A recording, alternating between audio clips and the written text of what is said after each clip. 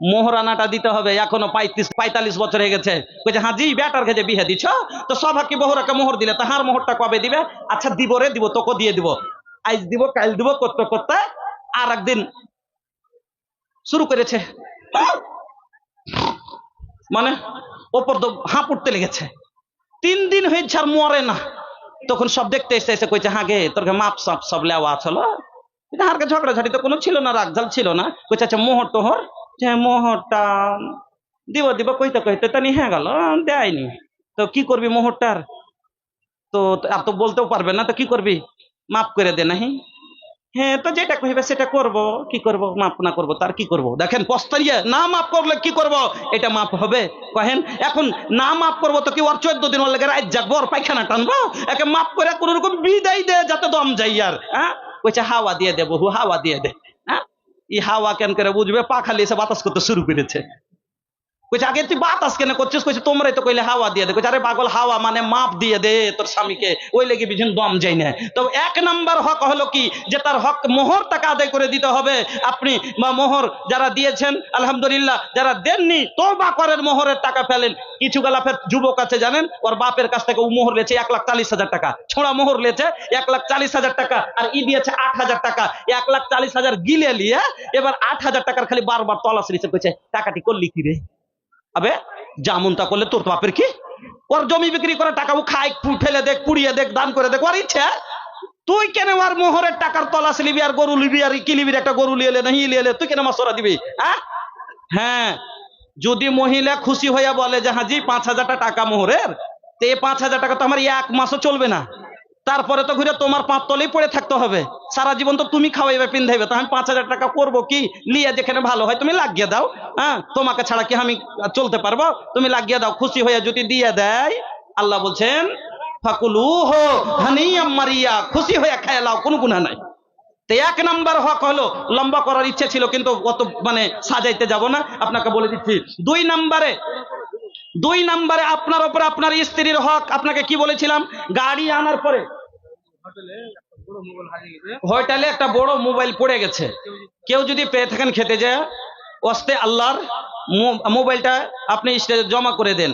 হোটেলে একটা বড় মোবাইল পড়ে গেছে, নেকি করতে এসে গুনাহ করিয়েন না। কয়টা টাকা জীবনে কি স্বাদ পেবেন আর আল্লাহর কাছে ধরা খাবেন। তো ভাই গাড়ি আনার পরে যদি গাড়িতে তেল না দেওয়া যায়, মোবিল না দেওয়া যায়, গাড়ি চলবে? চলবে না। তো এটা গাড়ির হক ড্রাইভারের উপরে, যে আগে তেল মোবিল ভর তো পিছে চালা নাকি। তো স্ত্রীর দ্বিতীয় হক হলো স্বামীর উপরে তার ভরণ পোষণ, তাকে খাওয়া, নান নাপকা তাকে দিতে হবে, তার খাওয়াইতে। আজ স্ত্রী বাচ্চা বউ বাচ্চার উপরে আমরা খরচ করি। অনেক মানুষ তো বলি তোরাকে খাইয়ে পাবো কি বে? না, শুনেন হাদিস শোনাচ্ছি, একটাই হাদিস শুনেন। আল্লাহ পাকের নবী বলছেন দিনারুন আনফাকতাহু ফি সাবিলিল্লাহ ওয়া দিনারুন আনফাকতাহু আলা রাকাবাতিন ওয়া দিনারুন তাসাদদাকতা বিহি আলা মিসকিনিন ওয়া দিনারুন আনফাকতাহু আলা আহলিকা আযাম আজরান আল্লাযী আনফাকতাহু আলা আহলিকা।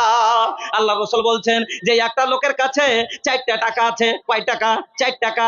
1 টাকা দিয়ে আল্লাহর রাস্তায় দান করলে, 1 টাকাতে দাস মুক্ত করলো, মানে গোলাম আজাদ করলো। 1 টাকা দিয়ে ফকিরকে মিসকিনকে দিল, তো কয় টাকা শেষ হলো? 3 টাকা নাকি? 3 টাকা শেষ। 1 টাকা কাকে দিল? আল্লাহর রাস্তায় দান করে দিল। 1 টাকা দিয়ে গোলাম আজাদ করলো, 1 টাকা ফকির মিসকিনকে দিল, আর 1 টাকা নিজের পরিবারের উপরে খরচ করলো, তার খাওয়াতে পিন্ধাতে, তার লেখাপড়াতে খরচ করলো। নবীজি বলছেন আযাম আজরান আল্লাযী আনফাকতাহু আলা আহলিকা। সব চাইতে 4 টাকার মধ্যে সব চাইতে বেশি নেকি পাবে ওই টাকাটাতে, যে টাকাটা নিজের পরিবারের উপরে সে খরচ করেছে। সুবহানাল্লাহ। নিজের পরিবারের উপরে যে টাকাটা খরচ করেছেন। কেন? নবীজি বলছেন এজা আনফাকার রাজুলু নাফাকাতান ওয়া হুয়া ইয়াহতাসিবুহু।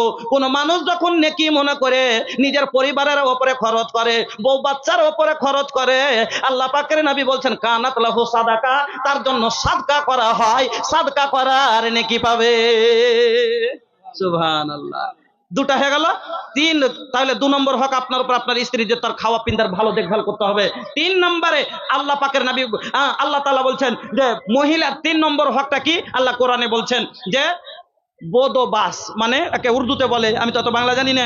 হ্যাঁ মানে ওর সাথে যে চলবেন, সংসারটা নিভাইবেন, তো গাড়ির সাথে ভালো ব্যবহার করতে হবে, মানে গাড়ির হেফাজত করতে হবে কিনা, ওকে নরম করে চালাতে হবে, গিয়ার লাগবে একটা সাইটের কমে চালাতে হবে। আপনি 80-র স্পিডে যদি চালান, হ্যাঁ, আপনি যদি ওকে চাপ দেন, বোঝা ডুইবে 1 কুইন্টাল দিয়ে দেন 3 কুইন্টাল, তো এটা আপনি জুলুম করলেন ওর উপরে। তো আপনার স্ত্রীর সাথে আপনি যে সংসার নিভাবেন, আপনার স্ত্রীর সাথে আপনাকে নরম ভদ্র ভালো ব্যবহার করে চলাইতে হবে। কিরকম ভাবে? যদি গাড়ির কন্ডিশনও খারাপ থাকে আর ড্রাইভার ভালো হয় তো চালিয়ে নিবে, না নিবে না? গাড়ির যদি কন্ডিশন একটু খারাপ থাকে আর ড্রাইভার ভালো হয় তো চালিয়ে নিবে। তো গাড়ি স্ত্রীর লোক হলে একটু কন্ডিশনের খারাপ সব দিনই কেন আল্লাহর তরফ থেকে হলো টেढ़ा হাড্ডির না, এর কন্ডিশন একটু খারাপ থাকবি, তাহলে ড্রাইভার আপনি ভালো হওয়া দরকার। কিরকম করে চালাবেন? আল্লাহ বলছেন ওয়াল্লাতি তাখাফুনা নুসুজাহুন্না ফায়জুহুন্না ওয়াহজুরুহুন্না ফিল মাজাজি'i ওয়াজরিবুহুন্না। আল্লাহ রাব্বুল আলামিন বলছেন তোমার স্ত্রীর কন্ডিশন যদি খারাপ হয়ে যায়, একটু যদি বদমাশ হয়ে যায়, তোমার সাথে ভালো করে চলে না, তোমাকে তোমার সাথে ঝামেলা করছে, আল্লাহ বলছেন ওকে ভালোভাবে বুঝাও তাকে তুমি নানান প্রকারে, না বুঝিলে বিছানাতে দাও জুদা করে। একবার ওকে বুঝাইলেন, আরে হাঁকে ছাড়া তুই কি চলতে পারবি না? তোকে ছাড়া হাত চলবে? তো কেন এগুলো করছিস? তোর যদি এগুলো করিস তো ছেলে পেলে কি শিখবে? হ্যাঁ, এগুলো করিস না। ভালো করে বুঝালেন কিন্তু বুঝলো না, তারপরও টেঁড়া হয়ে আছে। ওকে কি করেন? বিছান থেকে আলাদা করে দেন। আপনি পালঙ্গে শীতাচ্ছেন, ওর নিচে কোনাতে ছালা পেড়ে শীতা আছে। এবার যখন ছুঁচা আসবে সে লাখের গোড়ে ঠুস করে দিবে না, মানে বাপরে বাপরে কথা। আর মনে করে যে না, ই ভুল করবো না, যে পাঞ্জরখানে উঠে বসে যায় যদি পার গোড়ার দিকে, ঝাল দিয়ে নার কি হলো পারলি না সুদগা, এটা কইতে যায় না। ওকে উল্টে কহেন আয় রে আয় পাঞ্জরে আয়, মনে করিস না যে আমি ওপরে আছি তো খুব আরামে নিন পড়ছি। আরে আমারও ময়া আছে তোর উপরে রে। হ্যাঁ, আমি ওপরে শীতাচ্ছি তো আমি টুকুর টুকুর করে তাকাচ্ছি তোর দিকে। হ্যাঁ, ভালোবাসা বুকে টেনেলেন, সব ভুলে যাবে। আর আপনি যদি একটু ওকে খালি পারলি রে যা রাখ দেখাতে যদি করে দিলেন তো ফের ভেঙে গেল। হ্যাঁ, তো ওকে ভালোভাবে বুঝাইলেন, তারপরও যদি না শুনে, এত টেঁড়ি যে কথাই শুনে না, তো কি বলছেন আল্লাহ? ওকে মারো। কিরকম মারবে? মাথায় দাও, এক মগর দিয়ে ছিতরিয়া দাও, শেষ করে দাও, না থাকবে না ঝামেলা করবে, না ঝামেলা করবে। এরকম মায়ের লয়। কিরকম মায়ের? আল্লাহ রাব্বুল আলামিনের নবী বলছেন, 1 নম্বরে নবীজি বলছেন লা তাজরি বিল ওয়াজহা, চেহারাতে মারিও না। গালের উপরে পাম করে চড় মেরে দেয় মেলাই মানুষ। আল্লাহ রাসূল বলছেন লা তাজরি বিল ওয়াজহা, চেহারাতে মারিও না। ওয়ালা তুকাব্বে, তাকে গাল দিও না। গাল দেয় না বাপ টেনে 14 গোষ্ঠী টেনে গাল দেয়, কত নানা রকমের গাল দেয়। নবীজি বলছেন খবরদার, তার মা বাপ টেনে তাকে গাল মন্দ করো না।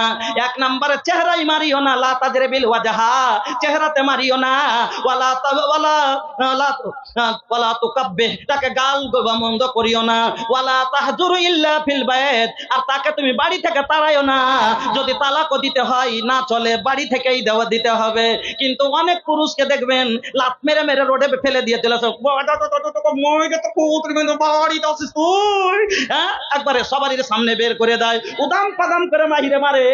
আল্লাহ রে আল্লাহ, আর জীবনে খালি 33 বার তালাক দিয়েছে। হ্যাঁ, চলে যাচ্ছি, বাস আর একটাই পয়েন্ট বাকি আছে। হ্যাঁ, আরে বাপ, 25 বার করে তালাক দিবে খালি। নাউজুবিল্লাহ, তালাকে কোনো মজা আছে না রাগ আছে? চলবে না। दिन रात बीबी से करेला झगड़ा, दिन रात बीबी से करेला झगड़ा, तलाक देबे और मारेला बजरा, लगाता कर कोनो गौवा समाज नहीं खे। हाँ, समाज नहीं खे, हम हो कैसन मुसलमान बनी लाज नहीं खे। ओ मुसलमान, তুমি নির্লজ্জ মতো কেমন করে তোমার বাড়ির তোমার স্ত্রীকে মানুষের আগা দিকে মেরে মেরে বের করে দাও, আর গাল দাও, তাকে গাল মন্দ করো, তাকে তালাক দিয়ে দাও। আল্লাহ পাকের নবী বলছেন সব চাইতে ভালো পুরুষকে, সব যেরকম ভালো মহিলা বলেছিলেন, নবী বলছেন সব চাইতে ভালো মদলোক কারা, সব থেকে ভালো লোক পুরুষ লোককে। আল্লাহ পাকের নবী বলছেন আকমালুল মুমিনিনা ঈমানান আহসানুহু খুলুকান ওয়া খিয়ারুকুম লিনিসাইকুম, সব চাইতে ভালো পুরুষ ওই যার ব্যবহার ভালো। আর ব্যবহার কার ভালো? ওর সার্টিফিকেট ওর স্ত্রী দিতে পারবে। কেন? ওর স্ত্রী আসল ভাবে জানে যে তার স্বামী কিরকম। যদি স্ত্রী বলে আমার স্বামী ভালো, তাহলে জানতে হবে ভালো। আমার বন্ধুরা, আমার মা কালারা, আপনাদেরকে বলতে আছি, তাহলে ভাইজান আপনার উপরে 3 নম্বর হক আপনার স্ত্রীর, যে আপনি তাকে কি করবে? ওয়াসরুহুন্না বিল মারুফে ফাইন কারাতুমুহুন্না ফালা তাকরাহু শাইআন। আল্লাহ পাক রব্বুল আলামিন কোরআনে বললেন তোমার স্ত্রীর মধ্যে যদি তুমি কোনো একটা বদগুণ দেখো, তুমি তাকে গালি করিও না, খারাপ মনে করো না। কেন? একটা যদি খারাপ থাকে তার মধ্যে 5টা ভালো গুণ আছে, 5টা ভালো গুণ আছে। তাহলে বুঝে গেলেন তিন নাম্বার আপনার উপরে আপনার স্ত্রীর হক হলো কি, তাকে ভালোভাবে নরম করে নিয়ে চলতে হবে। 4 নম্বর স্ত্রীর আর একটা হক আছে, সেটা হলো হাক্কে খোলা। খোলা তালাক। যদি এত বদমাস পুরুষ, মহিলাটা মাদ্রাসার পড়া মেয়েটা 5 ওয়াক্ত নামাজি, আর মদখোর নেশাখোর, একবারে সব সময় মাতাল হয়ে থাকছে, নামাজ রোজা ধার ধারে না, কিছু করে না, এরকম চ্যাংড়ার সাথে যদি বিয়ে হয়ে যায় আর মেয়েটা বলে যে আমি থাকবো না তোর সাথে, আমাকে তালাক খোলা নেব, তো তাহলে নিতে পারে। কিন্তু যদি বিনা কারণে ফের চাহে তালাক, হ্যাঁ, স্বামীর কোনো দোষ নাই, সবই ভালো, কিন্তু খালি গরিব, হ্যাঁ, আর ওর চাস্তো ভাইটা একটু দেখতে থেকে চিকন বেশি, ওর মোটর সাইকেলে বসে বসে এদিকে ওর হয়ে গেছে ইন্টু পিন্টু, কইছে আমি তোর ভাত খাবো না। তাইলে বিনা কারণে যদি কেউ তালাক চাহে, নবীজি বলছেন আইয়ুমা ইমরাতিন সালাত জাওজাহাত তালাক, কোন মহিলা যদি বিনা কারণে স্বামীর কাছে তালাক চায়, কোনো কারণ নাই, দুঃখ নাই, জ্বালা নাই, কষ্ট নাই, তো যদিও কারণে তালাক চাই নিজের মনের মতো, আল্লাহ পাকের নবী বলছেন ফাহারামুন আলাইহা রায়হাতুল জান্নাহ, জান্নাতে যাওয়া তো দূরের কথা, এই মহিলা জান্নাতের সেন্ট পর্যন্ত এইরকম নারীর জন্য আল্লাহ হারাম করে দিয়েছে। এই 10খানা কথা আজ আপনাকে দিলাম।